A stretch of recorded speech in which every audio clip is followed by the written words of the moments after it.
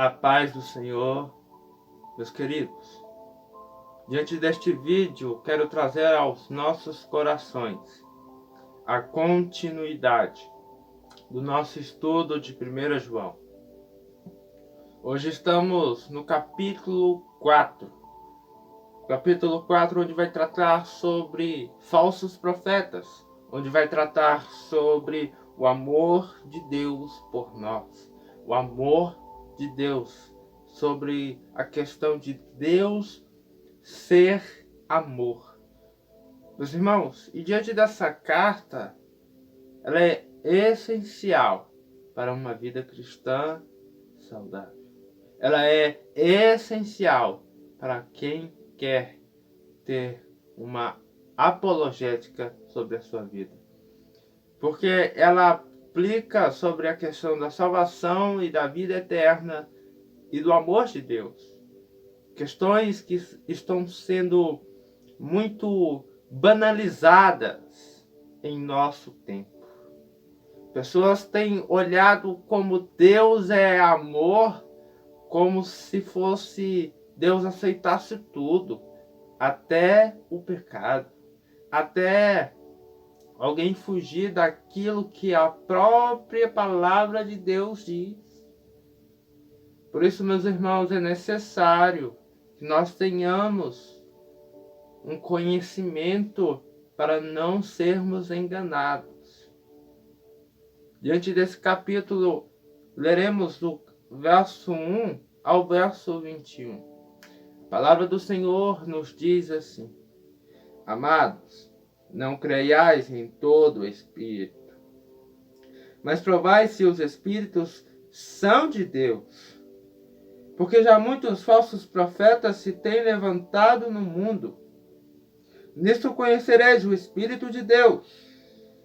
Todo Espírito que confessa que Jesus Cristo veio em carne é de Deus. E todo Espírito que não confessa que Jesus Cristo veio em carne não é de Deus, mas este é o Espírito do Anticristo, do qual já ouvistes que há de vir, e eis que já está no mundo. Filhinhos, sois de Deus, e já o tendes vencido, porque maior é o que está em vós do que o que está no mundo. Do mundo são, por isso falam do mundo, e o mundo os ouve. Nós somos de Deus. Aquele que conhece a Deus, ouve-nos. Aquele que não é de Deus, não nos ouve. Nisso conhecemos nós o Espírito da verdade e o Espírito do erro. Amados, amemo-nos uns aos outros. Verso 7. Porque o amor é de Deus, e qualquer que ama é nascido de Deus e conhece a Deus. Aquele que não ama não conhece a Deus, porque Deus é amor. Nisto se manifestou o amor de Deus para conosco, que Deus enviou o seu Filho unigênito ao mundo, porque para ele vivamos. Nisto está o amor, não em que nós tenhamos amado a Deus, mas em que ele nos amou e enviou o seu Filho para propiciação pelos nossos pecados. Amados, se Deus assim nos amou, também nós devemos amar uns aos outros. Ninguém jamais viu a Deus. Se nós amamos uns aos outros, Deus está em nós, e em nós é perfeito o seu amor. Nisto conhecemos que estamos nele e ele em nós, pois que nos deu do seu Espírito. E vimos e testificamos, ou anunciamos, que o Pai enviou o seu Filho para Salvador do mundo. Qualquer que confessar que Jesus é o Filho de Deus, Deus está nele e ele em Deus. Nós conhecemos e cremos no amor que Deus nos tem. Deus é amor, e quem está em amor está em Deus, e Deus nele.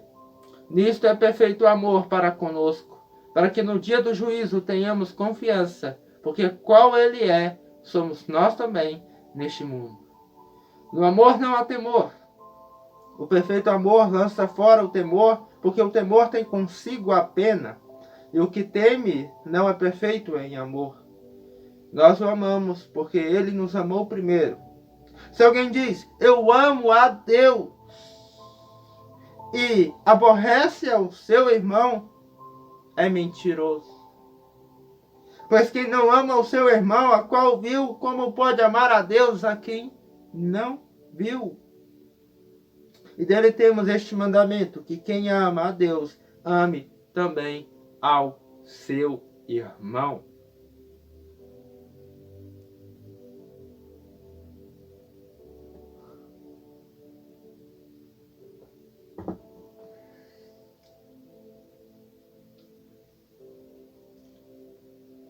Meus irmãos, diante deste texto, vamos colocar um seguinte tema: o amor transformador. Ou, como vocês preferirem, o amor que transforma. Meus irmãos, vamos compreender verso por verso para podermos entender o quão perfeito é o amor de Deus, o quão perfeito é Deus. Verso 1. Amados, não creiais em todo espírito, mas provai se os espíritos são de Deus, porque já muitos falsos profetas se têm levantado no mundo. Ou seja, meus queridos, desde aquele tempo de João, já havia muitos falsos profetas, muitos heréticos que anunciavam o evangelho, que anunciavam teorias que eram contra os princípios verdadeiros do verdadeiro evangelho. Havia entre fariseus e gregos muitas teorias que eram contra o verdadeiro evangelho.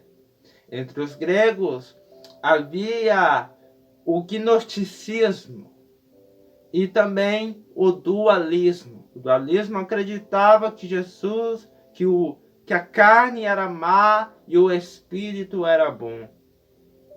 Sendo assim, não quero me aprofundar nesta questão, mas é necessário que entendamos que diante dessa carta ela é escrita para confirmar a fé dos cristãos, para confirmar a salvação e a vida eterna sobre a vida dos cristãos e para claramente defender o verdadeiro evangelho diante de tais pessoas que pregavam um falso evangelho. Meus queridos, e diante daquele tempo, primeiro século, estavam surgindo várias teorias como essas, tentando banalizar. Aleluia. Banalizar o verdadeiro evangelho. Mas João vem com esta carta, uma carta universal para todas as igrejas, defendendo o evangelho, esclarecendo a questão da vida eterna e da salvação. Meus irmãos, vejam o que João vai dizer. Nisto conhecereis o Espírito de Deus. Todo espírito que confessa que Jesus Cristo veio em carne é de Deus. E todo espírito que não confessa que Jesus Cristo veio em carne não é de Deus. Mas este é o espírito do anticristo, do qual já ouvistes que há de vir, e eis que já está no mundo. Meus queridos, é necessário percebermos que quando somos guiados pelo Espírito Santo de Deus, diante da pregação de alguém, diante da fala de alguém, temos o discernimento espiritual para sabermos se aquilo que aquela pessoa está falando é diante do evangelho verdadeiro, parte dele. Se não for, também saberemos, Porque quando aquilo que está sendo pregado ou aquilo que está sendo dito em relação ao cristianismo, se Jesus não é o centro, se Jesus não é o foco da glória, se Jesus não é o alvo, se Jesus não é o centro daquele assunto, percebemos que este não é o verdadeiro evangelho. Porque Cristo, ele é o centro do evangelho.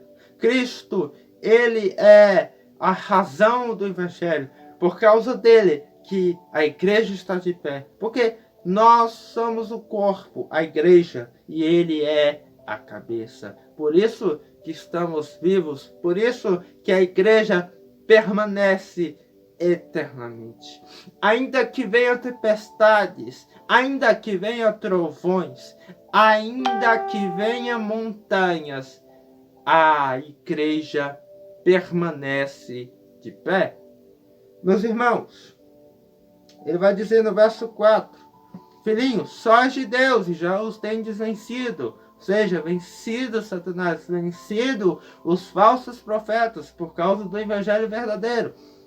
Porque maior é o que está em vós, Jesus, do que o que está no mundo. Do mundo são, por isso falam do mundo. Por isso os que são do mundo escutam e seguem aquilo que o mundo impõe sobre a vida deles. Por isso eles os ouvem. Agora nós, a igreja, nós que conhecemos a Cristo, nós somos de Deus. Aquele que conhece a Deus, ouve-nos. Aquele que conhece a Deus, ouve-nos. Aquele que não é de Deus, não nos ouve.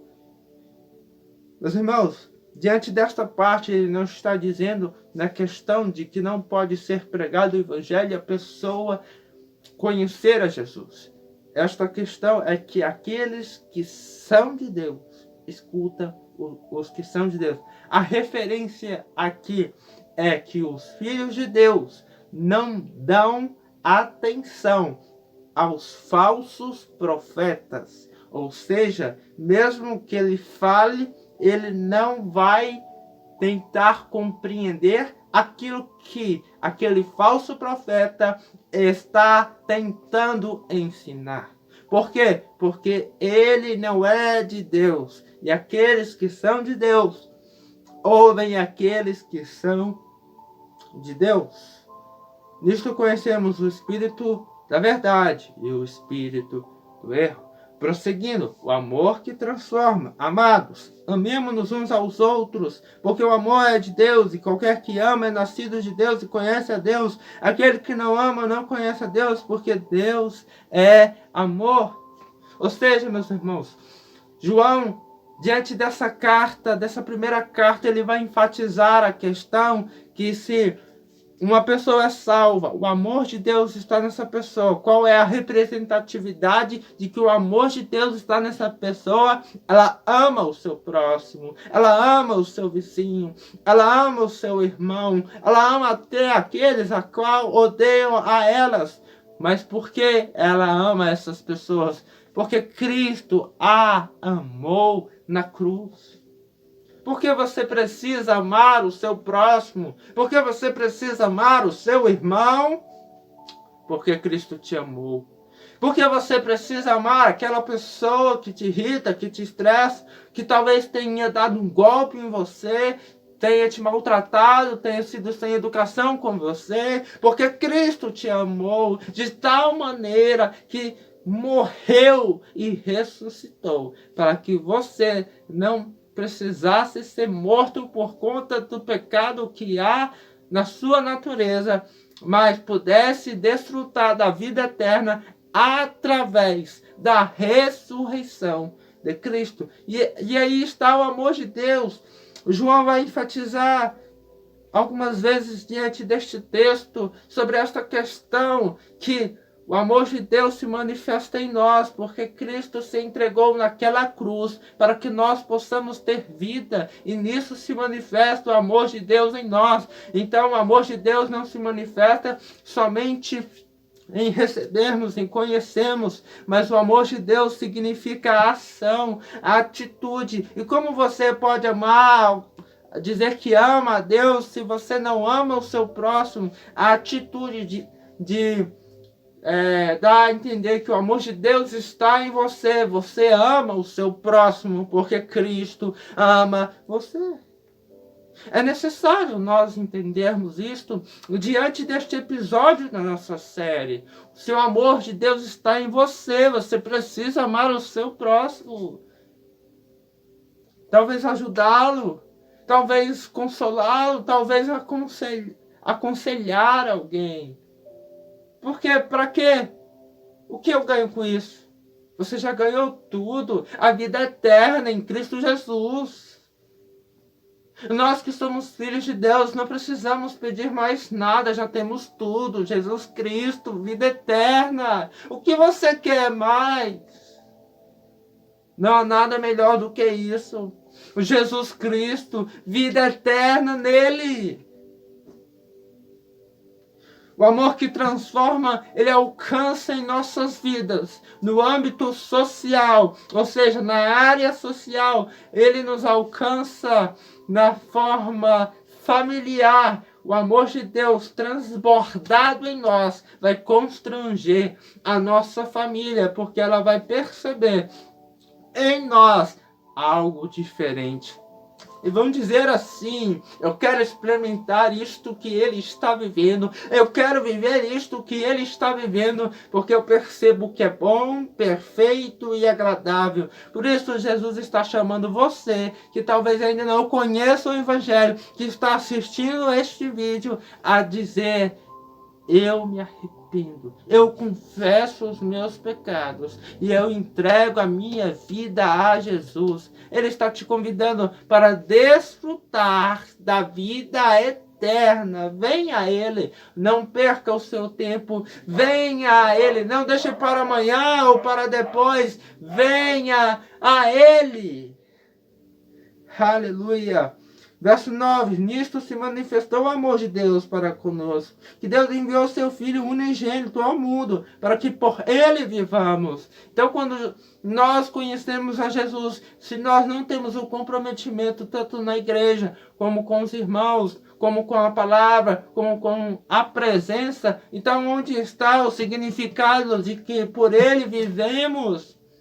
Se nós vivemos, vivemos por Cristo. Se nós morremos, morremos por Cristo. Precisamos entender isso, meus irmãos, diante das situações, das circunstâncias a qual vivemos nessa terra. Precisamos abrir os olhos e perceber que é por Ele que vivemos, que é por Ele que abrimos os nossos olhos, que é por Ele que nos levantamos todos os dias.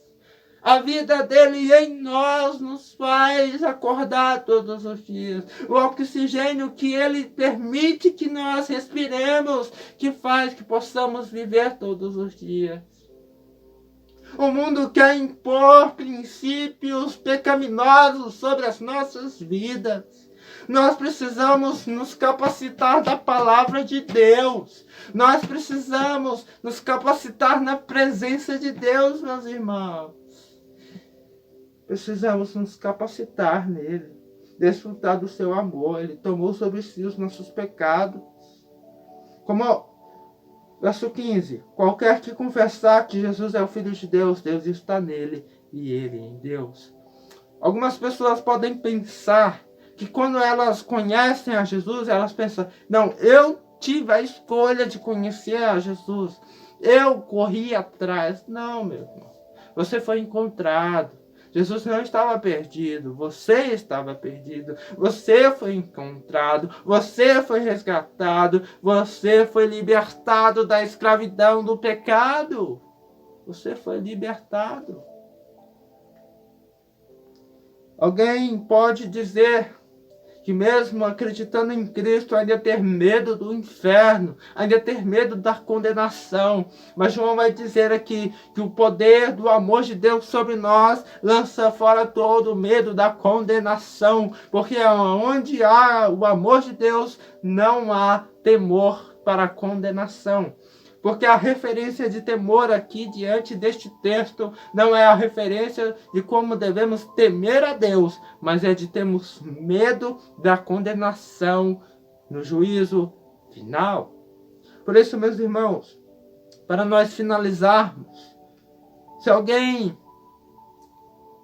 diz, eu amo a Deus e aborrece o seu irmão, é mentiroso, pois quem não ama o seu irmão, a qual viu, como pode amar a Deus, a quem não viu? Meus irmãos, aqui não está falando de talvez um erro, de talvez uma piada, uma brincadeira, mas sim de uma forma que permite que alguma circunstância deixe você e o irmão brigados. É se você tiver algum problema, você resolver, porque Cristo habita em vós, porque a vida eterna habita em vós, porque a luz de Cristo resplandece em nós. Aleluia! E dele temos este mandamento, que quem ama a Deus, ame também o seu irmão. Ele também vai dizer, meus queridos, ame uns aos outros, como eu vos amei. Cristo nos amou de tal maneira, meus queridos, que não importa quem seja a pessoa, não importa o que ela tenha feito ou está fazendo, não importa. Se o amor de Deus habita em você, você vai amar essa pessoa, porque você vai ver Cristo nela, porque Cristo está em você, e você vai querer transmitir esse amor que está em você através da vida dela. E este é o nosso episódio de hoje. Te aguardo nos próximos episódios. Deixe o seu like, a sua curtida, compartilhe e te aguardo para os próximos episódios. Deus te abençoe, graça e paz. Tchau!